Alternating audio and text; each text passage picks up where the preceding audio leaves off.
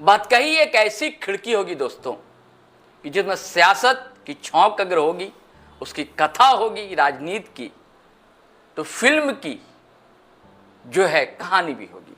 किस्से होंगे गांव के, किसी किरदार के, किसी मेड़ के, किसी मुंडेर के, किसी छत के, किसी पेड़ के। कैसे बनाते हैं बताइए तो? हम सब पानी नहीं डालते हैं चाय। हाँ, अच्छा छोड़िए ना, चाय आप कभी बनाए हैं घर में? हाँ, क्यों नहीं कैसे बनाए बताइए तो? हम लोग पेड़ा उड़ा खा चुके हैं। अभिषेक भाई ने पेड़ा लाया था। तो आप जैसे जैसे चलेंगे, हाँ 50 किलोमीटर की दूरी तय करने के बाद एक अमूमन आप देखेंगे कि सुविधाएं आपको मिलने लगती है। हाँ। साथियों सलाम, नमस्ते, सत श्री अकाल और जय भीम जोहार। साथियों हम लोग तीनों हाजिर हैं, यानी कि तीकड़ी इसलिए दोस्तों कि फिर वही बतकही करने के लिए, जिसमें समाज की बातें, राजनीति की बातें, फिल्म की बातें और यादों की झलकियां भी होंगी। कई तरह के दरीचे खुलेंगे जिसमें आपको नदियां होंगी, पहाड़ होंगे, झरने होंगे गीत गाते हुए। तो फिल्मी गीत भी कोई गुनगुना सकता है, धर्म की छौंक भी बीच बीच में लगेगी। लेकिन धर्म जो है कि आजकल धर्म है क्या दोस्तों? कि हम लोग धार्मिक हैं क्या या धर्मांध होते जा रहे हैं? पहले मैं आपको एक कहानी सुनाता हूं। ओशो, जिनको रजनीश कहा जाता था, बड़े दार्शनिक हुए और उसके बाद क्या कहानी आपको पता है, कहाँ अमेरिका गए थे, क्या हुआ था।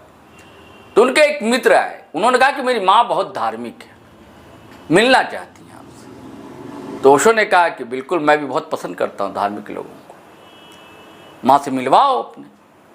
तो माँ मिलने के लिए आई। तो माँ ने पूछा कि भाई आजकल क्या पढ़ रहे हो? तो बोले कि धार्मिक पुस्तकें पढ़ रहा हूँ। उसने कहा, तो बोले क्या पढ़ रहे हो? बोला कुरान पढ़ रहा हूँ। बोला अरे कुरान पढ़ रहे हो, तुम्हें धार्मिक पुस्तकें पढ़नी चाहिए, रामायण पढ़नी चाहिए, गीता पढ़नी चाहिए, बहुत सी धार्मिक पुस्तकें हैं। खैर बातचीत हो गई, माँ चली गई।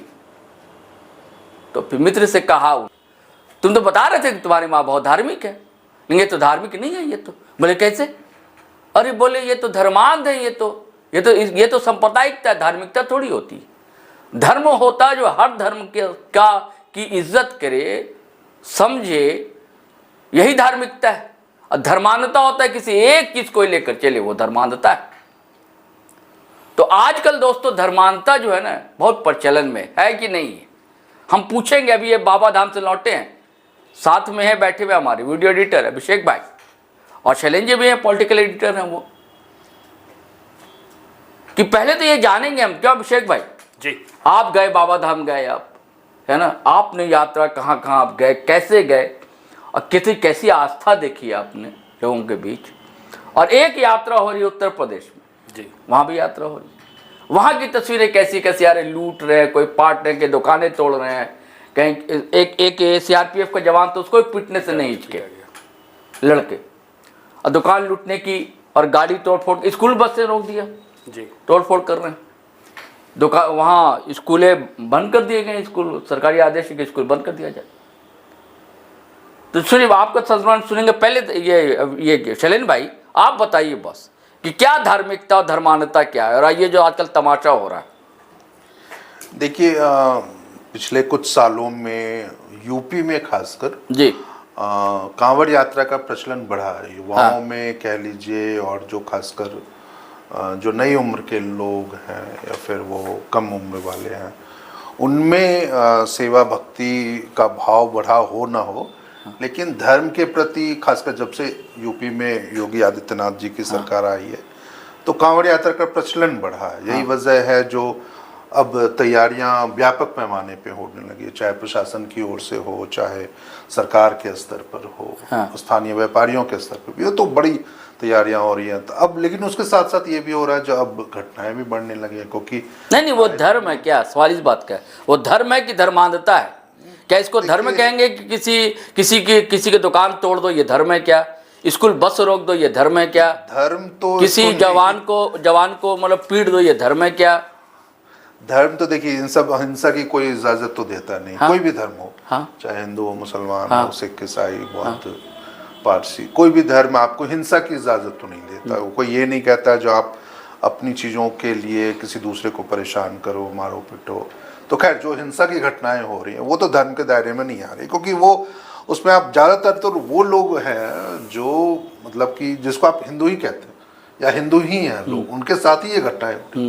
यदि आप मारपीट कर रहे हैं, किसी की गाड़ियां तोड़ दे रहे हैं, किसी को राह चलते हुए आप बस रोक दे रहे हैं, खासकर यदि मान लीजिए स्कूली बच्चे यदि जा रहे हैं उसमें, तो या ट्रैफिक रोक दे रहे हैं, तो ये इस तरह की स्थिति। अरे फिल्मी गानों पर महिलाएं डांस कर रही हैं।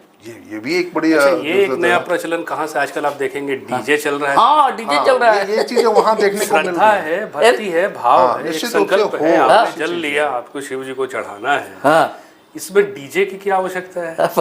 नहीं, ये देखिए, इससे क्या धर्म और ध्यान ज्यादा होता है? आप इसको कह सकते हैं जो तुलना कर सकते हैं, आप तुलना कर सकते हैं जो एक बिहार में जो सुल्तानगंज से और झारखंड के देवघर तक बाबा धाम की यात्रा होती है, हाँ। और मुझे लगता है हाँ, वहाँ बिहार में 8 से हो रही है।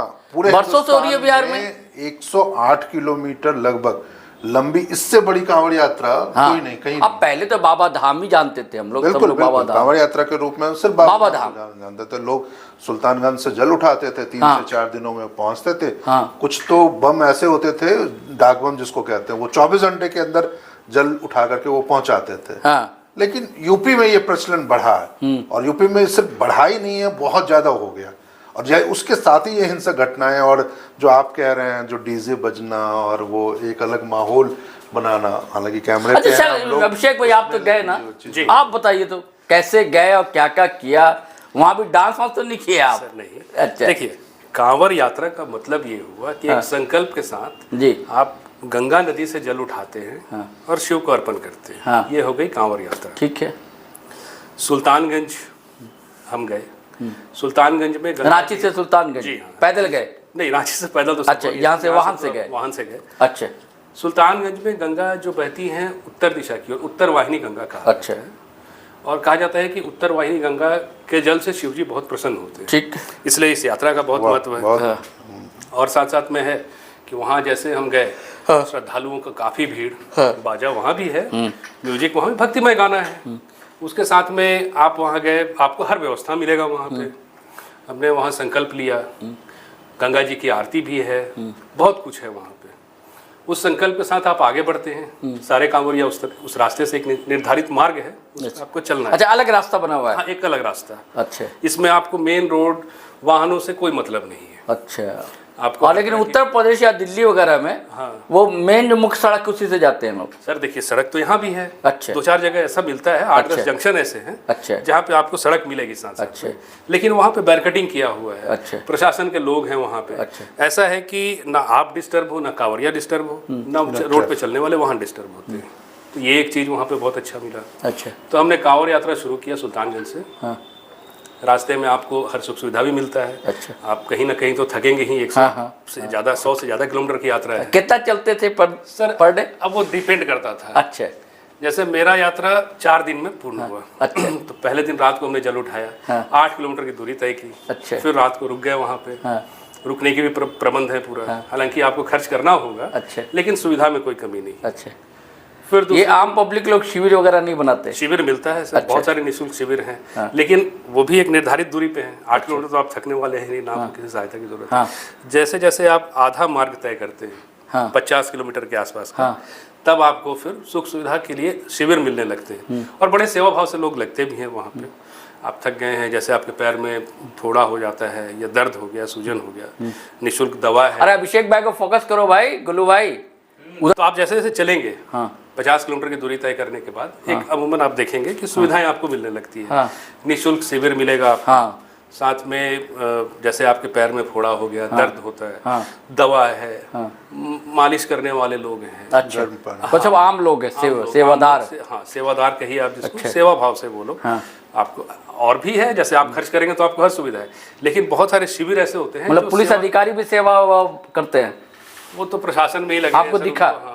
नहीं, पुलिस अधिकारी भी हाथ पैर दबाते हुए दिखे आपको? नहीं, ऐसा तो हमने नहीं देखा। लेकिन उत्तर प्रदेश में है। हाँ, बड़े बड़े जैसे सेठ साहूकार हो गए जो, या फिर जो अच्छे मतलब एस्टेब्लिश्ड बिजनेसमैन जिसको कहिए, इनका अपना एक निःशुल्क शिविर लगता है वहाँ पे। तो ये सारी चीज़ें आपको रास्ते में मिलेगी। अच्छा। वहाँ से जल लिए सुल्तानगंज से? पहले दिन 8 किलोमीटर चले। अच्छा। दूसरे दिन फिर शैलेंद्र जी, हम लोगों का टारगेट था 25 किलोमीटर का। तो एक बार में तो आप सकेंगे नहीं। नहीं, बिल्कुल। फिर 5-5, 6-6 किलोमीटर। अच्छा, कितना जल लेते हैं? जल देखिए वो भी है, अलग अलग कांवरिया अलग अलग श्रद्धा के साथ हाँ, ये एक बड़ी अच्छी बात है जैसे इसमें अमूमन हमारे पास तो 1-1 लीटर का जल होता है, वो डब्बे में लेकर के हम लोग कांवर भर के चलते हैं। लेकिन आप रास्ते में देखेंगे कि कोई 5-5 लीटर का भी 2 लेके चल रहे हैं। अब किन्हीं की अपना ये बना हुआ है कि भाई हमारे पुराने पुरखों से चला आ रहा है, तो वो घड़े के आकार का भी आप अंदाजा नहीं लगा सकते कितना होगा, लेकिन कम से कम 15 लीटर उसके साथ 2-3 लोग मिलेंगे आपको चलने वाले। अब एक इंसान कितना लेकर चलेगा 15-15 लीटर जल, तो ऐसे ऐसे लोग भी मिलते हैं। ये भी है। एक चीज बड़ी अच्छी बात है कांवड़ यात्रा की, एक बार मुझे भी जाने का मौका मिला है, लेकिन वो काफी लंबा हो गया, करीबन आज से 30-32 साल हो गए उस कांवड़ यात्रा को। तो एक बड़ी अच्छी चीज है, जैसे अभिषेक भाई बता रहे थे, जो कांवड़ यात्रा में ना एक होता है जो आप सिर्फ आप अपना जल लेके चल रहे हैं, और कुछ लोग जैसे आप जो कह रहे थे जो पुरखों से चला आ रहा है, या जो परंपरा उनके घर की होगी, उसमें जैसे बड़े कांवर लेके साथ में जो कांवर बना हुआ है उसको, और आपको बता रहा हूँ कि उस इलाके में मुस्लिम कारीगर कांवर बनाते हैं। निश्चित रूप से देखिए, बनाते ही नहीं है बल्कि कई शिविरों का आयोजन वो करते हैं श्रद्धालु। नहीं, कांवर का तो मुझे पता है कि वो बनाते हैं। अब समय के साथ ऐसा अपग्रेड हो गया है कि लोग तो मंदिर लेकर भी चलते हैं। कांवर आप देखेंगे अच्छे से सजा करके। निश्चित रूप से ये काफी नहीं, बिहार में तो ऐसा नहीं है, या कम देखने को मिलेगा। उत्तर प्रदेश में तो यह हाल है। अभी कई वीडियो वायरल हो रहे हैं कि कई लोग कह रहे हैं कि अब कांवर यात्रा इसलिए कुछ लोग कर रहे हैं कि रील बनाने के लिए। हाँ, तरह तरह के कपड़े, तरह तरह के कांवड़, फिल्मी गाने। नहीं तो अब ये प्रचलन आ गया है। अब इस बार भी देखा कि 2-1 लोग जूता पहन के चल रहे हैं। हाँ, बताइए। एकदम खाली नंगे पांव जाना होगा, बिल्कुल। कान में हेडफोन, ये सब पहले हुआ नहीं करता था। पहले बहुत सिंपलिसिटी था कि भाई हम जल उठाए हैं, बाबा का संकल्प है मेरा, बस वहाँ पहुँचना है, किसी तरह कष्ट हो तो वो मेरा है। अच्छा, आप अकेले गए, परिवार के साथ गए थे? हम तो परिवार के साथ गए थे। अच्छे जी हाँ। साथी, आप लोग को बता दूं, हम लोग पेड़ा उड़ा खा चुके हैं। अभिषेक भाई ने पेड़ा लाया था, प्रसादी लाई थी, हम लोगों ने खा लिया है। मतलब आप लोग को लग रहा होगा कि भैया नहीं लाए, हम लोग को दिए थे लाकर, अलग अलग पैकेट था। अच्छा, इस बार एक और अच्छी चीज हुई है, बहुत लोग जाते हैं, तो जो मेरी जानकारी में का जो बिहार के पूर्व डीजीपी राजीव कुमार, वो मतलब कि वो जैसे शुरू हुआ था सर, ऐसा लग रहा है कि हमने उनको शायद देखा था। अब उतने भीड़ में हो सकता है इसलिए क्योंकि 5-6 पुलिस कर्मियों के साथ। अच्छा, वो जा रहे थे। अब वो थे या कौन? नहीं, वही लोग थके होते हैं उस समय में। नहीं, वैसे तो जाते हैं, नेता भी जाते हैं। इरफान जो स्वास्थ्य मंत्री वो गए, वहाँ के जो विधायक और लोग तो जाते ही हैं। अरे वो भाई जो चर्चित विधायक झारखंड के टाइगर जयराम है, तो वो भी गए थे सेवा बाबा की। लेकिन राजीव कुमार नहीं, सेवा के लिए कह लो। अच्छा, राजीव कुमार तो खुद गए थे कांवड़ लेकर। राजीव कुमार कांवड़ लेकर गए। हाँ, वो जल उठा करके ले गए। हालांकि वो अपने कंधे पे कांवड़ लेके नहीं, वो सिर्फ जल से भरा डब्बा और जो उनके बैग में रहा। अच्छा, कितनी भीड़ आप जब गए होंगे अभिषेक भाई, कितनी भीड़ होगी उस वक्त?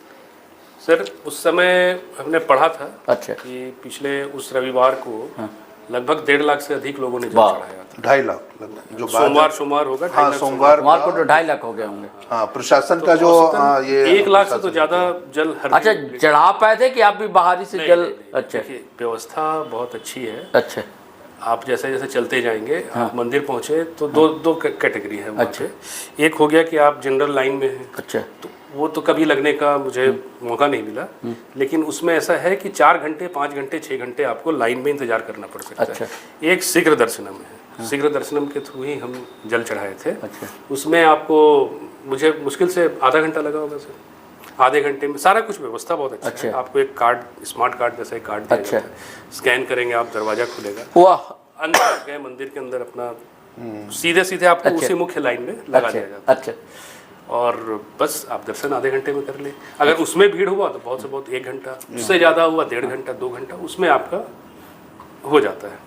अच्छा, कई लोग लेट कर भी जाते हैं ना? लेट के भी जाते हैं, कई डाक मन्नत रहती है जिनका, डाक बाँव 3 कैटेगरी में देखा है। अच्छा, 3 कैटेगरी में, एक तो जो साधारण कांवड़ यात्रा है, एक डाक बम कहते हैं। अच्छा, उनमें टारगेट होता है कि 24 घंटे के अंदर अच्छा अपने संकल्प से आपको जल चढ़ा देना है। अच्छा, और लोग सेवा भाव आप देखेंगे रास्ते पे, कुछ वीडियो होगी जिसपे कोशिश करेंगे कि दिखाया जाए।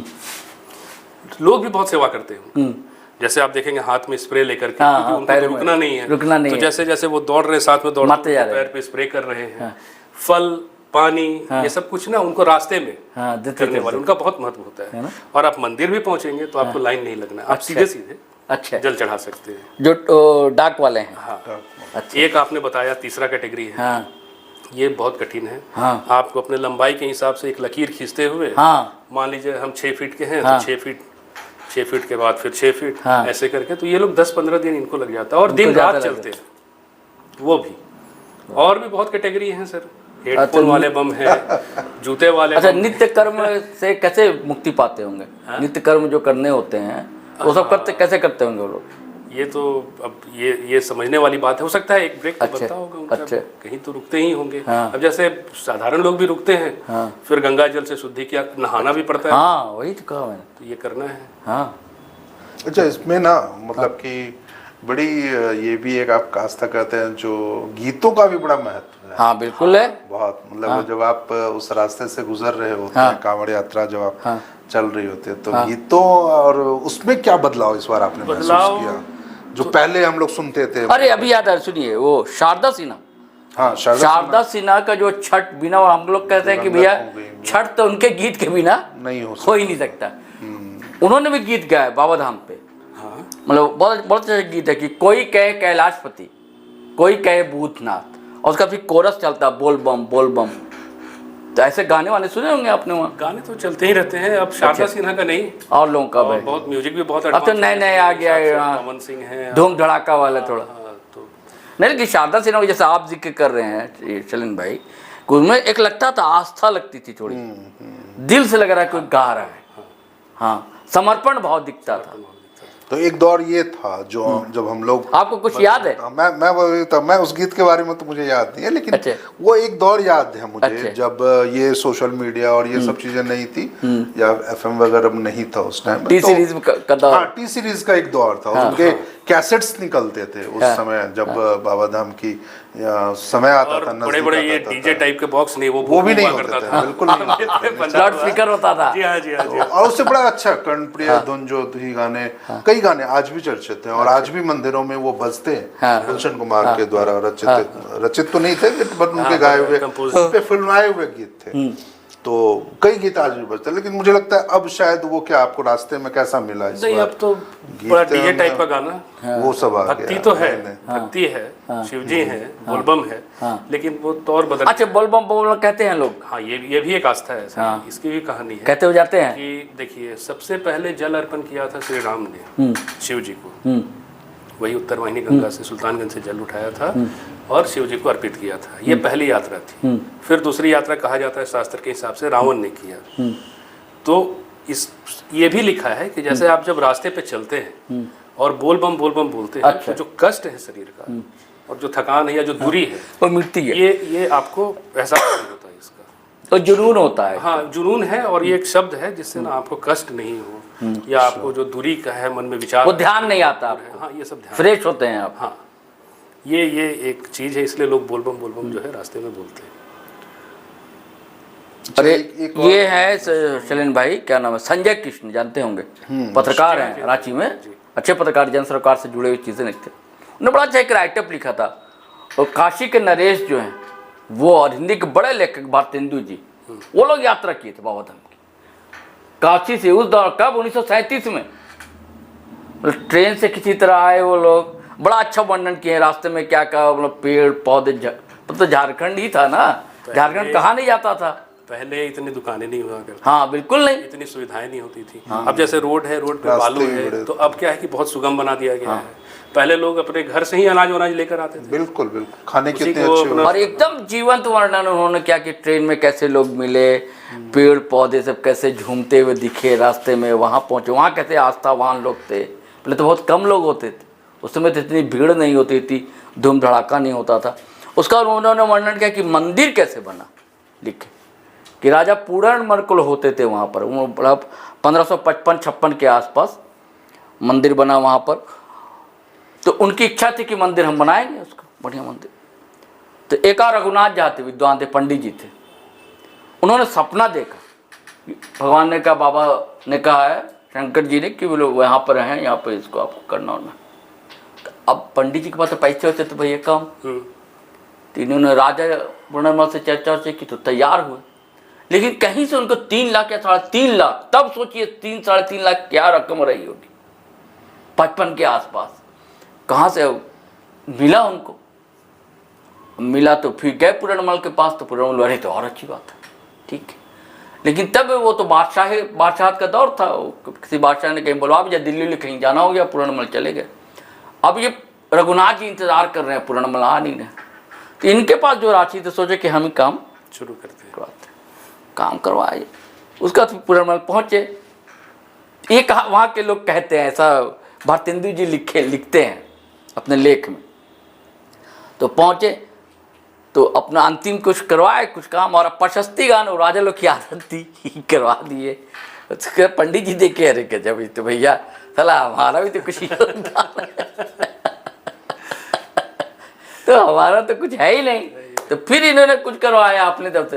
तो फिर महाराज जो है उसको, मतलब राजा महाराजा लोग कहते होते थे, मतलब है ना, हम लोग एक वीडियो में भी चर्चा किए थे, नाम का क्या ऐसा नहीं, पहले भी कुछ लोग थे कि नाम के लिए होते थे। कुछ आप कह रहे थे चलिन भाई? मैं एक बस यही बातें कह रहा था। हाँ। जो एक रोचक चीजें हैं, क्योंकि इतिहास मेरा बहुत प्रिय विषय है। तो एक जो यदि आप उसको पुरातत्व के नजरिए से देखिए, तो बाबा धाम मंदिर की एक बड़ी खासियत है। एक खासियत यह है जो वहाँ पर भगवान शिव की एक मूर्ति है जो वीणा बजाते हुए है।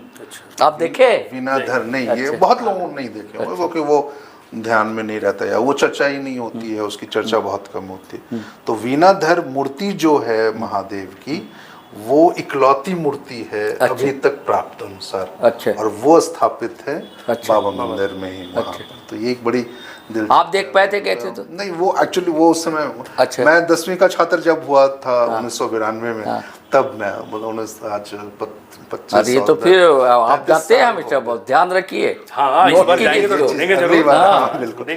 तो कई चीजें हैं। बाबा मंदिर से जुड़ी हुई एक कहानी ये भी है, जो कहते हैं जब वो रावण कैलाश से लेके उनको चला था शिव जी को अपनी मन्नत अनुसार, तो रास्ते में वो उसके स्थापना से ही जुड़ी हुई कहानी है, जो कैसे उस मंदिर की स्थापना हुई। जो रास्ते में फिर उनको लघु शंका लगी, वो शिव को ही, शिव दूसरे वेश में आए भगवान शिव, वो उनको पकड़ा के और वो लघु शंका करने गया, तो फिर काफी देर हो गई, तो वो नहीं रुके, तो वो वहीं पे। अच्छा, ये यूपी वाले लोग कहाँ जाते हैं? ये जो यूपी से आते हैं जल लेकर कहाँ चढ़ाते हैं? नहीं, तो वो कहाँ से जल लेते हैं और कहाँ चढ़ाते हैं? अलग अलग है मंदिरों की। हाँ, वही है, शिव जी का मंदिर हो। हाँ, अलग अलग मंदिर। अच्छा, शिव जी के मंदिर में चढ़ाना है वहीं आसपास। लेकिन कुछ लोग देखते हैं यूपी से दिल्ली तक आते हैं, दिल्ली की यात्रा करते हैं। अच्छा, ये भी है, दिल्ली में भी बहुत जगह पे व्यवस्था की गई है।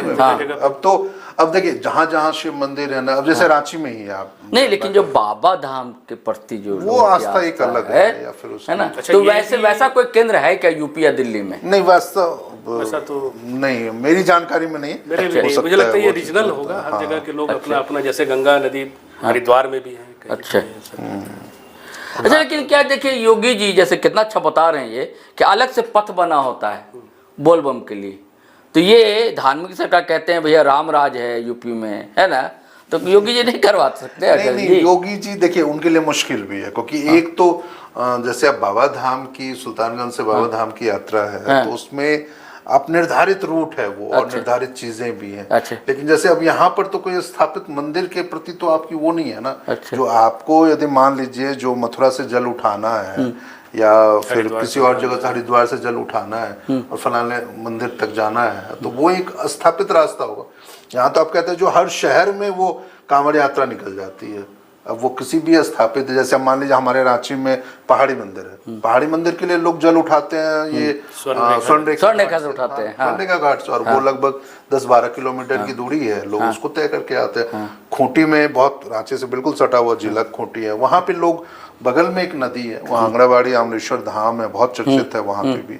तो वहाँ 3-4 किलोमीटर पहले एक नदी है, बनई नदी है, वहाँ से जल उठा लेते हैं। तो ये इस तरह की कोई चीजें जो है ना यूपी में नहीं है। वहाँ आसपास के जितने भी मंदिर होंगे या जो जहाँ पे भी, अब तो लोग श्रद्धा उनकी वैसी हो गई, जो हम कांवर लेके और वो गेरुआ वस्त्र पहन के, हालांकि गेरुआ वस्त्र नहीं बोलना चाहिए, लेकिन फिर भी चलन वही है जो वो वस्त्र पहन के। तो इसलिए सरकार के लिए यूपी में, है ना, उस तरीके का प्रबंध कर पाना मुश्किल है। हाँ, आप ये जरूर कर सकते हैं, जो आप जिन जिन रास्तों से वो जाते हैं, तो यदि बैरिकेडिंग करना भी बहुत मुश्किल है, लेकिन उनको खुद पे जो यदि जो बम हैं जो कांवड़ यात्रा में जा रहे हैं, कांवड़ लेके जा रहे हैं, तो उनको खुद में ये अच्छा ये हो गया। अब ये बताइए, यूपी की चर्चा चल रही है शैलेंद्र जी जी, अब ये बताइए कि योगी जी रहेंगे कि जाएंगे? योगी जी रहेंगे। योगी जी को हटाने वाला भी फिलहाल कोई नहीं है। अरे आपको बता रहा हूँ कि अभी बड़ी चर्चा चल रही है दिल्ली उल्ली देश भर में। एक पत्रकार साथी हैं, मैं देखिए अभी मैं नाम भूल रहा हूँ, उपाध्याय जी हैं, कोई टीवी वगैरह में रहे, बड़े चैनल, अभिषेक उपाध्याय चैनल वगैरह में रहे हैं। उन्होंने इधर लगातार फोटोज अभी शेयर की कि बुलवा भेजे डिप्टी सीएम दो जो हैं, ब्रजेश पाठक हैं, है ना अभिषेक, और क्या नाम है, केशव मौर्य हैं, वो अमित शाह साहब से मिले, मोदी जी से मिले, नड्डा से मिले, फिर योगी जी को बुलवा भेजा, है ना, और वो मिला, बड़ा उदास हैं। मतलब योगी जी जो भी तस्वीरें दिखी हैं, और जो डिप्टी सीएम है दोनों, वो मस्त खिलाते हुई तस्वीरें हैं सबके साथ। और इनकी जो तस्वीर मीडियाबाजी है सर, ये सब चलती रहती है। क्योंकि देखिए योगी आदित्यनाथ के पीछे यदि कोई खड़ा है आज की डेट में, तो संघ पूरी मजबूती के साथ खड़ा है। और यही वजह है जो यदि गाय बगाए ये चर्चा भी बहुत होती है, जो क्या योगी आदित्यनाथ अब देश के अगले प्रधानमंत्री होंगे। सपना नहीं देख रहे होंगे? नहीं, सपना देखिए, अरे कैसे नहीं देखेंगे भाई, मीडियाबाजी सपना देखिए हो ना हो वो अलग बात है, लेकिन एक चर्चा जो मैंने कही, जो चर्चा भी है भाई, सक्सेसर हो सकते हैं, लोग उसको मानते हैं। सरेंद्र सर, विरोध भी तो नहीं दिखता ना, पॉलिटिकल गरियाने में विरोध दिख रहा है, ना ऐसा व्यवस्था से या प्रशासन से विरोध दिख रहा है, कुछ बिल्कुल नहीं, ऐसा दबाव है। तो सपना तो होना ही चाहिए उसमें, सपना गलत क्या है बस। हाँ तो ठीक है, आप सपना नहीं देखते, फिल्मी हीरो रहते हैं, हम डांस वांस करते नहीं हो पाए, पेट बढ़ गया हमारा तो नहीं डांस, सपना तो देखना कोई गलत थोड़ी है। से देखिए योगी जी को अभी कोई हटा नहीं सकता, क्योंकि चर्चा देखिए, नहीं हटाने की बात नहीं कह रहा हूँ, जैसे नहीं रे बड़ा पद मिले, क्या पता पीएम बन जाए, क्या अध्यक्ष बन जाए, तो फिलहाल अरे सीएम तो फिर भी पीएम के आगे कोई कुछ नहीं है, देश के राजा हो जाएंगे। लेकिन अमित शाह तो कह रहे हैं जो 2029 तक नहीं निशिकांत दुबे ने, जो हमारे गोड्डा से सांसद हैं, निश्चित रूप वो बोल रहे हैं, वो भी कह रहे हैं, लेकिन इससे पहले भी अमित शाह बोले थे, कई मौकों पे, अलग अलग मौकों पे कह चुका है जो 2029 तक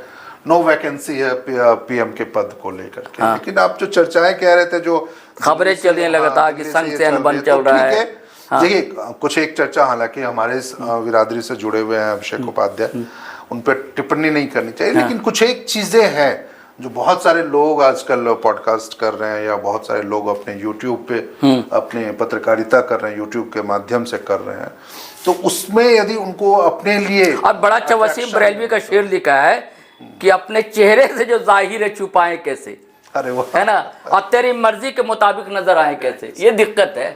वो ठीक है, लेकिन देखिए एक कई बार ये चर्चा तो आपको अच्छी तरह याद होगा, और कई वो तस्वीरें भी वायरल हुई थी योगी आदित्यनाथ और प्रधानमंत्री मोदी की, वो कंधे पर हाथ रखने वाली, कंधे पे हाथ रखी हुई, जब आप चुनाव होना था 2022 का, और उससे पहले वो तस्वीरें वायरल हुई, लग रहा था जो चुनाव से पहले उनको हटा दिया जाएगा, लेकिन उस समय में हम नहीं, ये भी तो एक बड़ा हस्त है मेरा, ये भी अर्थ है, वो भी आप कह सकते हैं। लेकिन उस समय ये भी चर्चा थी जो चुनाव से पहले, क्योंकि चुनाव से पहले मुझे यूपी में कुछ महीने रहने का मौका मिला था, तो वहां हम लोगों ने देखा था जो योगी के प्रति जो लोगों में आकर्षण था, या उनके प्रति जो चीजें रही थी, तो मुझे नहीं लगता यदि उनको हटा दिया जाता ना, तो फिर भाजपा उन चीजों को अपने पक्ष दोनों में के प्रति, यूपी में दोनों के प्रति, सिर्फ योगी नहीं, मोदी के प्रति, मोदी के प्रति, निश्चित रूप से मोदी के प्रति भी है। तो बनारस में भी हम देख चुके हैं सर कि जितना लोग योगी के हैं उतनी मोदी के हैं, या उससे अच्छा देखिए बनारस पे याद है कि बस बहुत सुनिए, बनारस पे मोदी जी बोले थे कि बनारस को कोयटा बना देंगे, अभी बारिश हुई ना, हाँ कोयटा बना देंगे, जापान का, हाँ जापान का शहर है,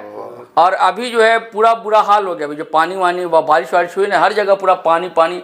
और अभी मोतिहारी में थे मोदी जी, यहाँ बोल कर आए हैं कि गया जी को किसी शहर को किसी को पुणे बना देंगे, तो किसी को कुछ और बना देंगे। चाय भी तो वही पीने वाले थे। हाँ अब तक क्या अभी तो चीनी वाला चीनी मिल शुरू ही नहीं हुई अब तक। मोदी जी बोले थे कि वहाँ आएंगे तो चाय बनाएंगे। हाँ अच्छा छोड़िए ना, चाय आप कभी बनाए हैं घर में? हाँ, क्यों नहीं, कैसे बनाए बताइए तो कैसे बनाते? सबसे अच्छी चाय कैसे बनेगी? क्या होगा सर, चाय में बस दूध उतना ही, चीनी उतना ही, पानी उतना ही, और चाय पत्ती। अच्छा दूध उतना ही? हाँ तो बराबर डालते हैं सर, दूध जितना उतना पानी शुरू में ही? हाँ शुरू में ही। अच्छा उसके बाद? फिर उसके बाद चाय पत्ती, और मोदी जी भी ऐसे बनाए होंगे क्या? अच्छा चीनी हम बाद में डालते हैं। अच्छा और आप कैसे बनाते हैं बताइए तो? हम सर पानी नहीं डालते हैं चाय में। अच्छा दूध से ही? खाटी चाय बोलते हैं। हाँ हाँ बिल्कुल। और वो जैसे अभिषेक भाई ने बताया जो चीनी लास्ट में डालते हैं। अच्छा। तो निश्चित रूप से वो, लेकिन मेरी आदत चाय पत्ती को लास्ट में डालने की अच्छा। है, जो उसमें भी जब वो उबाल आता है ना, तो फिर हालांकि बहुत लोगों का ये कहना है जो नहीं पहले आप पकनी चाहिए चाय पकनी चाहिए। पकनी चाहिए, लेकिन जो उसका टेस्ट है ना उबाल का और इन चीजों का, तो वो थोड़ा अलग मुझे। अच्छा अब हमारा तो पूछे ही नहीं आप, हम बताते अगर हैं आप मोदी जी से सीखे हम अब पता नहीं मोदी जी कैसे चाय बनाते। मेरा है कि जैसे मान लीजिए 3 कप, हम लोग 3 लोग हैं, ठीक है, 3 कप हमको चाय बनाना, तो 1 कप पानी पैन में डाल दूंगा, है ना जी। गर्म हुआ, एक बार थोड़ा सा उबला पानी, फिर चाय पत्ती डाल दिया, ठीक है, 2 बार उबल गया, उसके बाद 2 कप दूध, 3 लोग हैं हम लोग ना, 2 कप दूध डाल दिया, फिर एक बार उबला, उसके बाद फिर चीनी, अदरक, इलायची जो डालना डालिए, उसका बाद एक बार और उबालिए, उसको गटक चाहिए और क्या, जायका लीजिए, शादी तो रिसर्च तो हर चीज में है। हाँ, मेरा एक मित्र मुझे सिखा रहा था कि भाई उसमें दूध डालो, चीनी डालो, चाय पत्ती डालो, फिर ना उसमें थोड़ा सा दालचीनी डाल दो, तेज पत्ता डाल दो, दालचीनी का भी बोलता है अलग कोई भी स्वाद ना सर कि उसमें इलायची भी डाल। हाँ, तेज पत्ता भी लोग डालते हैं। हाँ, हम बोले भाई चाय पीना है, झालमुड़ी नहीं खाना। अरे इनमें बहुत अच्छा रोचक किस्सा, इन लोगों को भी अच्छा लगेगा। मेरी पढ़ाई लिखाई रायगढ़ छत्तीसगढ़ में हुई। हमारे बड़े भाई के एक दोस्त थे प्रदीप पटनायक, उड़ीसा के रहने वाले थे, और मेरी माँ टीचर रही है, तो बिहार में टीचर थी, वहाँ छुट्टियों में आती थी, वहाँ वो सब शुरुआती दौर थे हमारे वहाँ, पहली दूसरी क्लास में पढ़ा करता था मैं वहाँ वहीं। तो प्रदीप भैया आए मिलने के लिए, तो माँ चाय बनाई, ठीक है, तो चाय जा कर दिया, बड़ा रोचक है शैलेंद्र भाई, तो बोले ना कि इस चाय को ना थोड़ा सा गिरा दो, चाय को थोड़ा सा गिरा दिया। उसका प्रदीप भैया बोले कि सुन ना बाबू, मुन्ना, वहाँ मुन्ना बोला जाता है बच्चों को, मुन्ना एमे ना छत्तीसगढ़िया में एमे ना डाल देवे, थोड़ा पानी डाल देवे हमको, और भैया नमक डाल देवे हमको, और भैया बोले कि कुछ इलायची तेजपत्ता कुछ डाल दो। तो मैं ये नहीं समझ पाया साला ये क्या टेस्ट है, मतलब हर का जायका अलग अलग होता है। बिल्कुल बिल्कुल। आप देख लीजिए जो पहाड़ों में, हाँ, यदि आप कभी हिमाचल चले जाए, जम्मू कश्मीर चले जाए, तो वहाँ आपको दूध की चाय कभी नहीं मिलेगी, सादी वो वहाँ पे बिल्कुल काली चाय। हाँ, बिल्कुल काली चाय बोलते हैं उसको, जो सिर्फ पानी, चाय पत्ती और चीनी भी पता नहीं बहुत कम। चाइना में तो वही शुरुआत तो चाइना से हुई है, सिक्किम में चाय पत्ती के बगान के सामने से हम चाय खरीद रहे थे। बिल्कुल बिल्कुल। तो बोला सर कौन सा, मतलब 3-4 किस्म के लीफ की चाय पत्ती थी। मैं बोले भाई हम लोग दूध वाली चाय पीने के आती हैं। तो बोला तब तो यहाँ नहीं, मतलब बगान के बाहर में, वहाँ लीफ ही बेचते हैं लोग, और वही ब्लैक टी के लिए पसंद करते हैं। तो चाय का भी अलग अलग जायका है, या फिर उसकी तरीका भी अलग अलग है, बनाने का भी तरीका। जैसे अब लगातार प्रचलन में आ रहा है, जो लोग दूध की चाय छोड़ देते हैं सेहत के अनुसार भी है, चीज़ों के अनुसार। तो चाय की चले अब बात खत्म करते हैं, है ना, बहुत हो गया, क्यों अभिषेक भाई, बहुत हो गया। चले साथियों, फिर मिलेंगे हम लोग। आप भी चाय पिया कीजिए बॉस, कम पिया कीजिए, दूध वाली ज़्यादा नहीं पिया कीजिए, सादी पिया कीजिए। हम लोग क्या बनाने वाला आता आजकल देखिए नहीं आ रहा, बाबा धाम चला गया है, बढ़िया चाय बना कर देता है। चलिए आज्ञा दीजिए, इजाज़त दीजिए। हम लोग तीनों को बतकही कैसी लगी ज़रूर आप कमेंट बॉक्स में दर्ज करेंगे अपनी तहरीर। और ज़ाती गुजारिश तो करूँगा कि अगर आपने हमारा चैनल सब्सक्राइब नहीं किया तो कर लीजिए, अच्छा लगेगा।